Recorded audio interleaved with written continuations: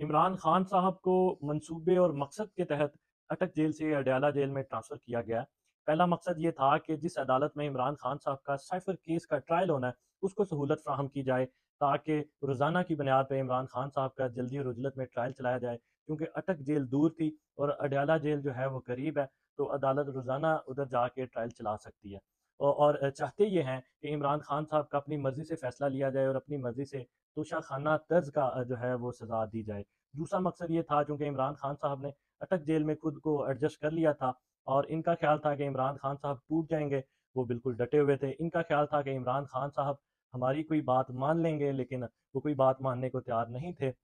ان کا اب جو دوسرا منصوبہ تھا کہ عمران خان صاحب کو اڈیالہ جیل میں ٹرانسفر کیا جائے اور ادھر پراپرلی باقاعدہ طور پہ ٹارچر کیا جائے، اور اس کے بعد جیسے ہی عمران خان صاحب کا ٹرانسفر کیا گیا جو ہے وہ اٹک جیل سے اڈیالہ جیل میں، تو باقاعدہ طور پہ خبریں چلائی گئیں اور ڈرامہ رچایا گیا میڈیا میں کہ عمران خان صاحب کو بی کلاس دے دی گئی ہے، یہ سہولت دے دی گئی، فلاں سہولت دے دی گئی۔ ایسا بالکل نہیں تھا۔ ہماری ملاقات عمران خان صاحب سے ہوئی اور ابھی تک جو انفارمیشن آئی ہے حقیقت اس سے بالکل برعکس تھی۔ عمران خان صاحب کو ایک چھوٹا سا سیل، جو اندھیرے والا سیل ہوتا ہے دہشت گردوں والا، وہ سیل دیا گیا، اور عمران خان صاحب کو واک کرنے کی اجازت بالکل نہیں ہے، اور چھوٹا سا سیل ہے ادھر،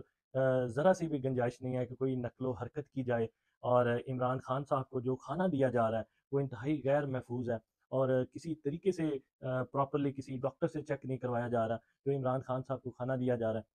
ہمیں یہ خطرات لاحق ہیں کہ عمران خان صاحب پر پہلے بھی حملے ہو چکے ہیں، تو عمران خان صاحب یہ جب غیر محفوظ کھانا جو ان کو دیا جا رہا ہے اس سے ان کی جان کو شدید خطرات لاحق ہیں۔ ہمارا مطالبہ ہے کہ عمران خان صاحب کو تمام جو ایک ایکس پرائم منسٹر کو سہولتیں دی جاتی ہیں وہ سہولتیں فراہم کی جائیں، اور عمران خان صاحب کو محفوظ کھانا دیا جائے، اور سائفر کیس میں